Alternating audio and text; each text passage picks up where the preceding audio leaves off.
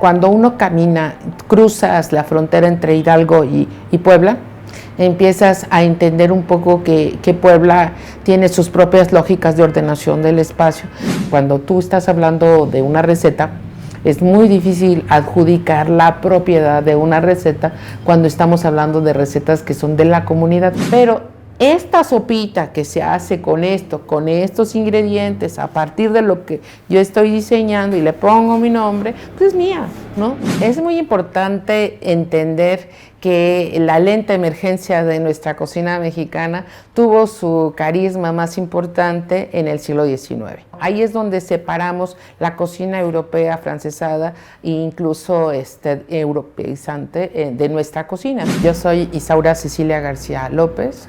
Soy doctora en antropología social, soy historiadora de formación, maestra también en antropología social, estudié en la Escuela Nacional de Antropología e Historia y ya desde hace 15 años trabajo en la Benemérita Universidad Autónoma de Puebla, en la Facultad de Filosofía y Letras, en los programas de, bueno, primero fue antropología social, luego la especialidad en antropología de la alimentación y actualmente estoy en el programa de historia y en el de la maestría en educación superior. Esos, digamos, son los lugares donde estoy. Además, soy coordinadora de educación continua de la Facultad de Filosofía y Letras, responsable del diplomado de alimentación, enfoques interdisciplinarios.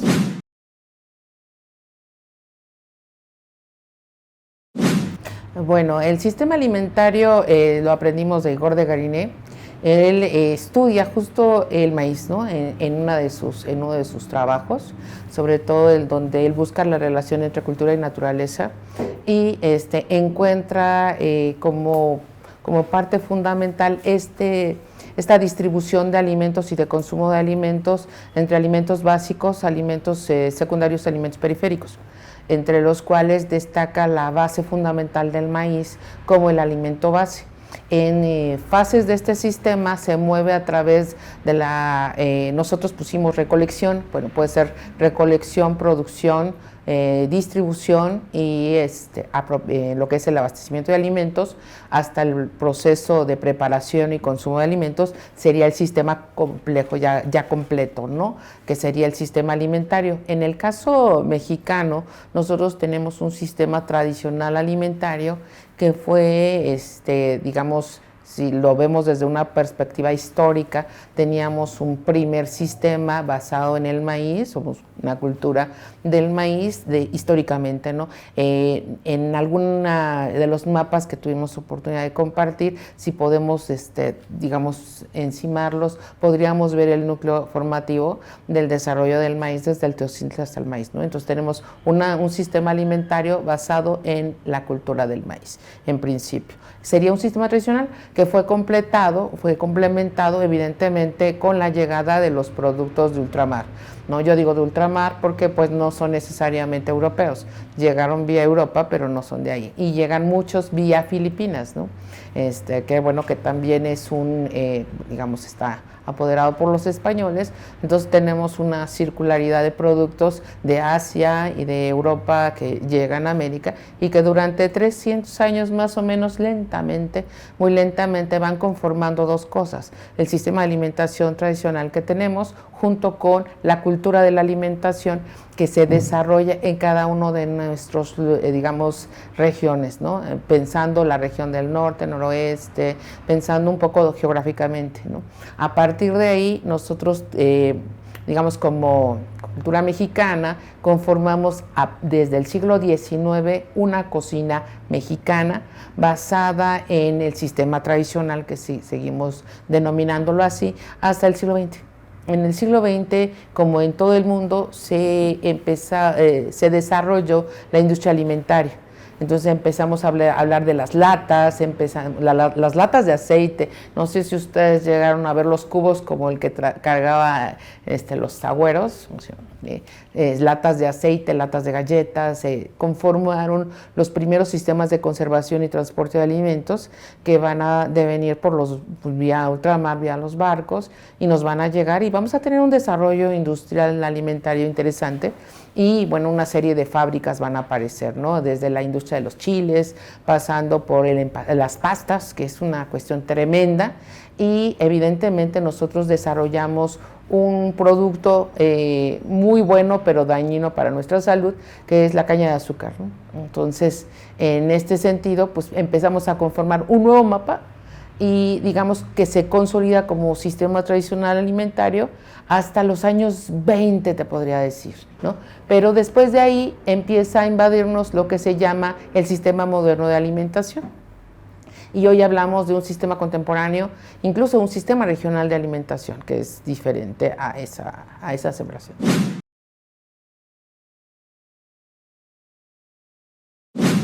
Bueno, es muy importante entender que la lenta emergencia de nuestra cocina mexicana tuvo su carisma más importante en el siglo XIX. ¿Por qué diríamos eso? Bueno, ahí es donde separamos la cocina europea, francesada e incluso europeizante de nuestra cocina. Y ahí pues citaría la cocina poblana por una parte y por otra parte la literatura costumbrista, ¿no? En el caso nuestro tenemos gente muy ilustrada, muy ilustrada, como es Manuel Paino, con Los bandidos de Río Frío, con El Fistol del Diablo, y no es el único, habría Guillermo Prieto. Yo subrayaría a Guillermo Prieto como muy importante, y a García Cubas, geógrafo, ¿no? Entonces, a partir de ellos podríamos iluminar un poco lo que significa empezar a entender una cocina, ¿no? Quisiera yo explicarles que la cocina es un lugar afuera. La cocina no está dentro como nos la tenemos ahora, ¿no? La cocina entra al espacio privado hasta el siglo XX. En el siglo XIX, pues tenemos cocinas a partir del Tlacuil, ¿no? A partir de las Tres Piedras, los comales, los metates y los molcajetes, ¿no? Entonces, las descripciones, y recuerdo ahorita una de las más hermosas que hace Manuel Paino sobre una tortillería donde se preparan tortillas a mano, evidentemente se hacen atoles, la atolera, y él la describe. Imagínense ustedes algo tan hermoso como estar en una hamaca siendo un bebé, un pequeño bebé, y viendo cómo se genera la oscuridad del humo, de la grasa, y a partir de esta oscuridad se va meciendo la hamaca y estás observando cómo caminan las arañas arriba del techo entre palmada y palmada y palmada y palmada de las tortilleras y en el movimiento de las atoleras, ¿no? Quisiera también transmitirles un atole delicioso que sería un atole de calabaza. Imagínense hirviendo la calabaza con la masa ahí. Las descripciones que hace Paino de estos atoles, pues solo las puedes probar y degustar todavía en Tlaxcalalcingo, en Santa Clara, Coyucan, en Puebla. Estamos todavía con esos atoles tan deliciosos, ¿no? Pero bueno, él también nos habla de los ritmos. Y bueno, sería interesante poder ver cómo a las 6 de la mañana tu chocolate, y luego al mediodía vamos a tomar un cafecito, y vamos completando la acción con los atoles durante el día, ¿no?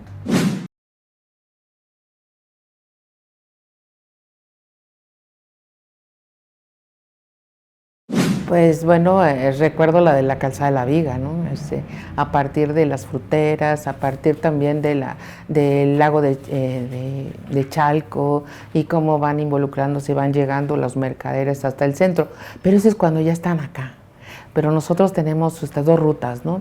En los mapas antiguos de Puebla encontramos que por lo menos para el siglo XVII y XVIII, Puebla comenzaría por allá de digamos, del Océano Pacífico y termina en Veracruz. Y se comienzan a hacer sendas rutas a través de Tlapa, a través de la montaña, para cruzar por Izúcar. Imagínate cruzar por Atlisco y ya te llevas la fruta, la verdura, y sigues tu camino, no por acá, por la carretera de Puebla, sino le sigues a Huejotzingo, ¿no? Y entonces en Huejotzingo empieza la fruta, el olor, la nueva forma de conservar la fruta, que es el dulce, todos este tipo de dulces, y luego transitas hasta la Ciudad de México. Pero, bueno, acá tienes otra ruta, la que viene de Veracruz, que puede bajar por la Sierra Norte, y ahí ya se lleva otro tipo de comida, ¿no? Otro tipo, sobre todo que allá se empieza a generar mucho la fruta tropical, entonces baja también una ruta comercial. Tenemos rutas de sabores, por supuesto que sí, y habría que hacer como responder la primera parte que me decías de la cuestión de los grupos indígenas, ¿no? Ustedes saben que históricamente hablamos mexicano, ¿no? Lo que se llama náhuatl, pero bueno, en Puebla tenemos 7 grupos indígenas, entonces tenemos una base histórica como horizonte prehispánico mixteco en la zona sur de Puebla. Tenemos la zona totonaca y tenemos, digamos, zonas otomís, zonas que van perfilando un tipo cultural a lo largo del tiempo, que son invadidas entre 1300 y 1525 por Olmeca Chicalanca y por Nahua, y se establece una rampa, diríamos, de nahuas, y generan la hibridación cultural con cada uno de los grupos donde se van a empezar, o donde logran establecerse, ¿no? Por ejemplo, en la zona hacia la Sierra Norte, lo que es todo hacia arriba de Cuetzalan, todo lo que es Cuetzalan, podemos encontrar un poquito más hacia a Veracruz, tenemos la J en medio de lo que es la palabra náhuatl, ¿sí? Como una terminación, y donde no termina el náhuatl con el tl, no terminaría. Entonces tendríamos que hacer un estudio de las lenguas. Afortunadamente, un geógrafo muy importante que formó la mapoteca, Orozco Iberra, nos da la oportunidad de reconocer las lenguas bases, por lo menos para el siglo XIX. Entonces, con eso tienes una idea de que lo que vas a encontrar en la zona, por lo menos voy a hablar de la zona totonaca primero. La zona totonaca tienes tepehuas, tienes nahuas, tienes otomís y tienes totonaca. En muchos lugares no tienes al totonaca, tienes la cultura totonaca, que es la base donde ellos llegan y adoptan algunas costumbres culturales. Y luego tenemos de los que llegaron, pues el náhuatl como la base para nombrar los lugares de la naturaleza, ¿no?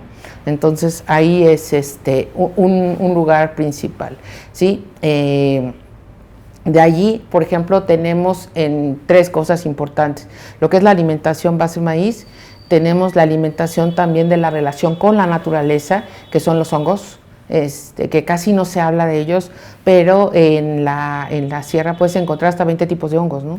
Que es muy, muy importante para su cultura.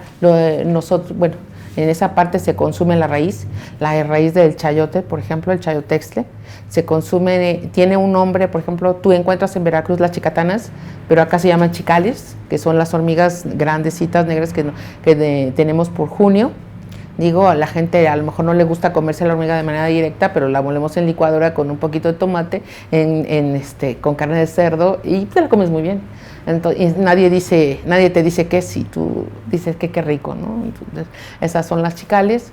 Podemos encontrar también otro tipo de insectos, ¿no? Bueno, es que lo que es la zona de Hidalgo hoy, que también pudo haber estado una parte en Puebla, entonces se consume mucho los insectos, porque tenemos un cruce de ecosistemas, ¿no? La parte del ecosistema seco, o sea, digamos, desértico, y tenemos el ecosistema muy boscoso. Entonces, Sierra Norte, y se conjunta con Hidalgo, y en un lado tienes la parte otomí, en otro tienes la parte náhuatl, ¿no? Entonces, esa parte hace una riqueza cultural enorme.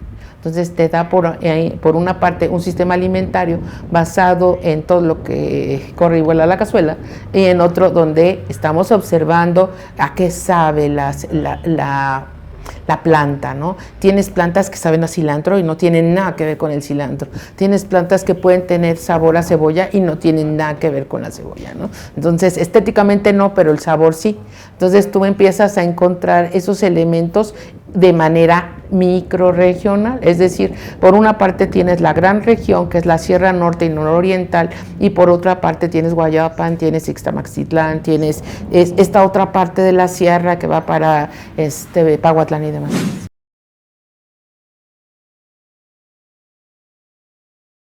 Sí, en la entrevista anterior hablábamos de caminar, ¿no?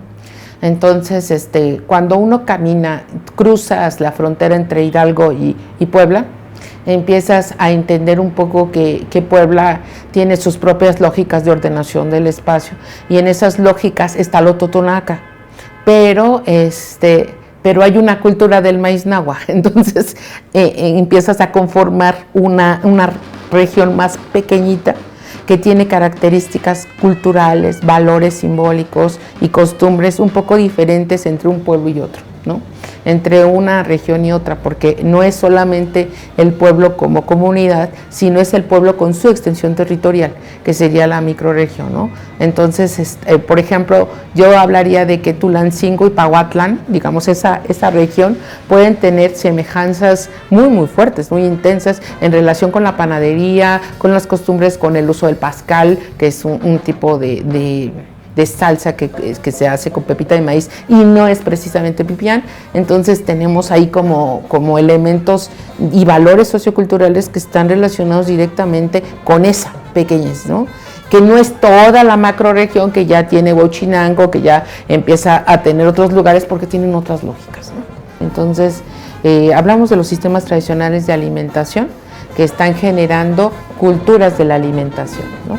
Entonces, cuando yo defino cultura de la alimentación, estoy refiriéndome justamente a un territorio, un microterritorio, donde se generan determinados valores, saberes, herencias aprendidas de generación en generación y que se transmiten. Transmitimos el toque, el saber que está en los dedos.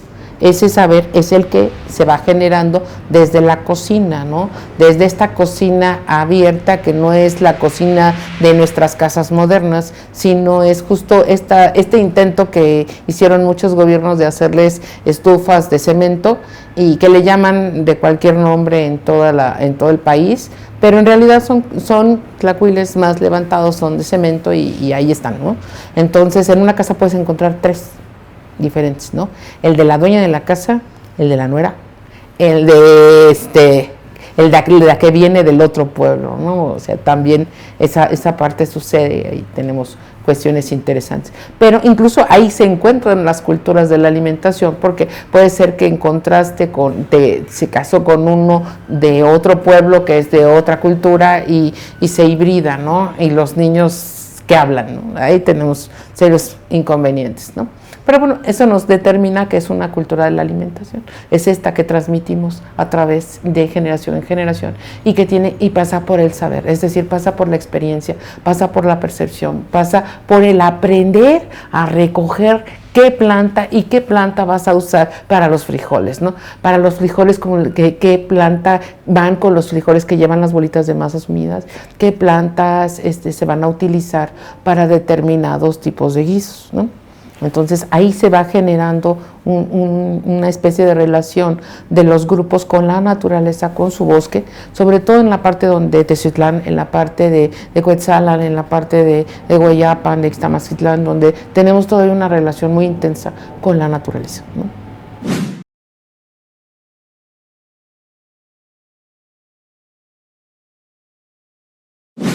Necesitamos entender que el mundo de los vivos es con los muertos y el mundo de los muertos está con los vivos, y no, sobre todo en cuestiones nahuas, tenemos una convivencia muy interesante entre el esperar, el estar y saber que van a llegar y están aquí, ¿no? Entonces es como un momento clave para la sociabilidad, un momento clave para la construcción de la comunidad, un momento clave para la reproducción de la cultura, donde hay esta convivencia entre vivos y muertos y no se va hasta que se cumpla todo el ritual, ¿no? El proceso ritual, el proceso simbólico, tiene que cumplirse y desarrollarse de acuerdo a su costumbre, ¿sí? Y eso es una parte bien importante. Lo único que como no te podría explicar, porque cada cultura tiene sus propios, tendrías que preguntar casi cultura por cultura, ¿no? Entonces, y grupo familiar, ¿no? Ahorita el último que estuvimos, que es en Guayapan, en Sierra Norte, allí los muertos y los vivos son unos, ¿no? O sea, no hay esta diferencia, se espera con mucho ímpetu. Las flores se aprovechan en su totalidad, se compra el cempasúchil, se pone el cempasúchil porque es el medio, es mediante el cual llegan, pero se aprovecha todo el cempasúchil para la tintura. Entonces, para la tintura del hilo, de la tela, ¿no? De lo que va a ser pues un quesquemel.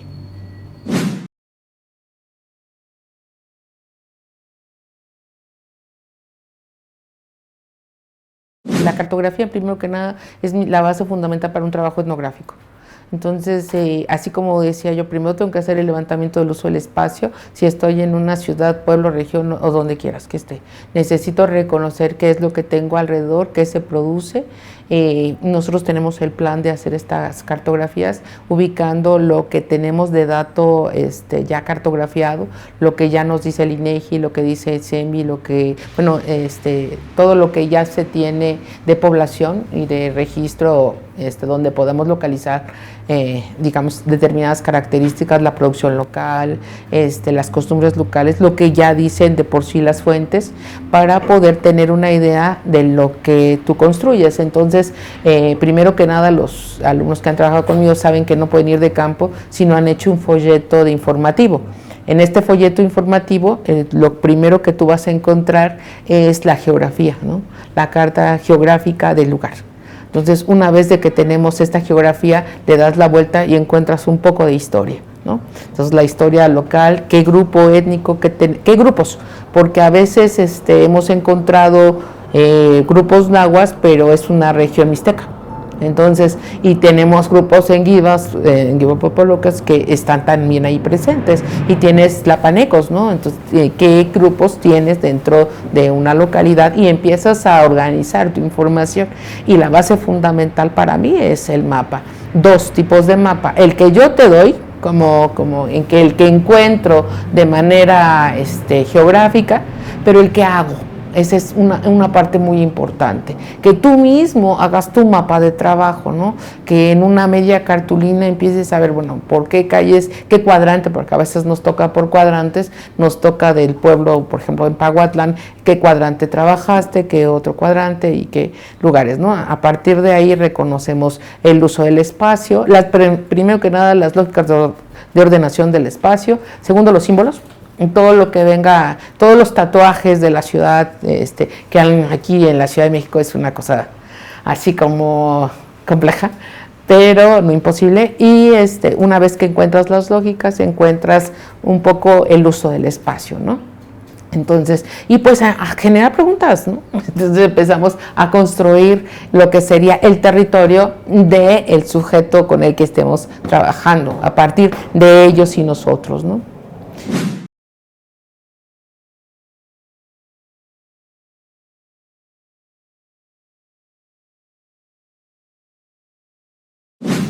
Bueno, habría que reconocer que en nuestros territorios, todos los de la República Mexicana, tenemos grupos indígenas, pero también tenemos grupos mestizos, ¿no?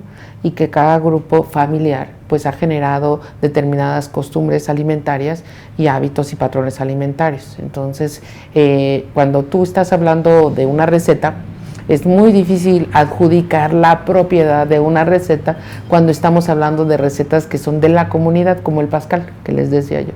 Entonces, a veces es fácil de probar, ¿no? Podemos ir a cualquier escuela haces un concurso de recetas y te van a llegar recetas de todas, ¿no? Y te van a llegar recetas desde la sopa de fideo hasta recetas del mole más complejo, ¿no? Te pueden llegar. El asunto es que muchas son muy, muy parecidas, ¿no? Entonces tú no puedes adjudicar el nombre de a alguien una receta que es del pueblo, que es de la comunidad, que es de ahí. Entonces, pues son recetas de la comunidad. Cuando están escritas, que ya hay un nombre de por medio y si se escribió, está su nombre, esa es su receta. Con ese toque, el tantito de aquí o el tantito de allá, ese es su toque y es receta de la señora que te dio el documento, la que te dio la receta. Pero tienes que reconocer que esa receta parecido o semejante la pueden tener todas las familias de la comunidad. Y eso es bien importante porque son recetas que tienen y marcan un territorio, ¿sí? No necesariamente son de una familia. Es como en el caso de nosotros, nos peleamos por los chiles en nogada, ¿no? Entonces los chiles en nogada son recetas tradicionales familiares, de cómo se hacen los picadillos. A lo mejor nosotros en Puebla no solo se hacen chiles en nogada, se hacen chiles rellenos de lo que quieras, ¿sí? Hasta de frijoles, de nopales, de queso, de todo. Y solamente tenemos un chile que ha sido patrimonializado, que es parte de las herencias ya de una macroregión. Entonces, estamos hablando de Puebla, ¿no? Son los chiles en nogada de Puebla. Tú sales de Puebla y sales de México, son los chiles mexicanos, son los chiles en nogada de México. Entonces, hay una diferencia y no podemos adjudicarle la receta a nadie, ¿no? Los chiles en nogadas aparecen en la cocinera poblana de 1850, pero están las nogadas para Chile en 1831. Y si te vas para atrás, las nogadas existen en Europa desde la Edad Media. Entonces, no podemos adjuntar, digamos, un saber. Pero esta sopita que se hace con estos ingredientes, a partir de lo que yo estoy diseñando y le pongo mi nombre, pues mía, ¿no? Porque ese es mi experimento culinario, ¿no? Pero no podríamos hablar de, sobre todo cuando estás hablando de comunidades, ¿sí? Si estamos hablando de la ciudad, igual podríamos hacer un rescate, una recuperación de recetas, pero vas a encontrar 20 iguales, ¿sí? Difícil que encuentres una de una sola persona.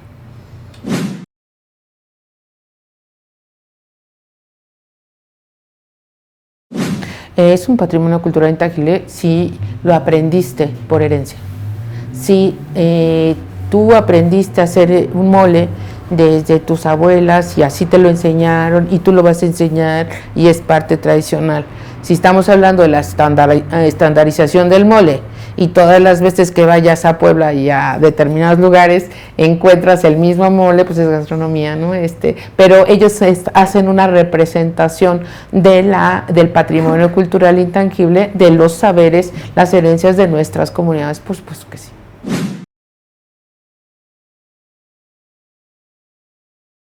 Tenemos que hacer una cartografía de panes, tenemos que hacer una cartografía de bebidas tradicionales, locales, por ejemplo, la piñita, el acachu y otras bebidas que son de acá de Pahuatlán, el yolixpa que es de Cuetzalan. O sea, cada localidad tiene sus mezcales. Nosotros tenemos 116 lugares para denominación de origen del mezcal. O sea, tenemos pulques, o sea, falta mucho. La cultura alimentaria nos permite una localización más profunda de cuestiones como esas, ¿no? Nos hace falta en Puebla, pues las manzanas, nuestra manzana panochera, ojalá y la consumieran por acá, pero yo creo que no les llega. Hay muchas frutas y que no conocen, las frutas endémicas. Habría que hablar de la tlahuanca de acá de Guerrero, habría que hablar de los alimentos endémicos de cada lugar.